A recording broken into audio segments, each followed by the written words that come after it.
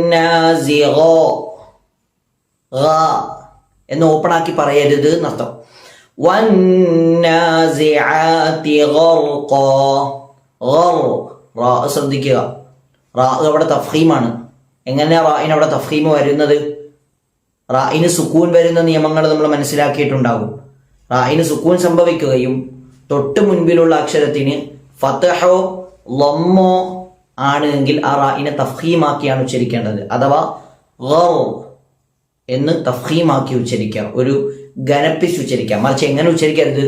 തർക്കീക്കാക്കി നേർമയോടുകൂടി റായിന് രണ്ട് ചരണമുള്ളത്, ഒന്ന് റാ ഒന്ന് രാ. ഈ രാ എന്ന് ഉച്ചരിക്കാൻ പാടില്ല എന്നാണ് പറഞ്ഞു വന്നതിന്റെ അർത്ഥം. വന്നാസിആതി ഗർഖ. ഖാഫ് ശ്രദ്ധിക്കുക, ഖാഫിന്റെ മഖ്റജ് നാവിന്റെ അങ്ങേയറ്റം മേലെ അണ്ണാക്കിൽ മുട്ടിക്കുക.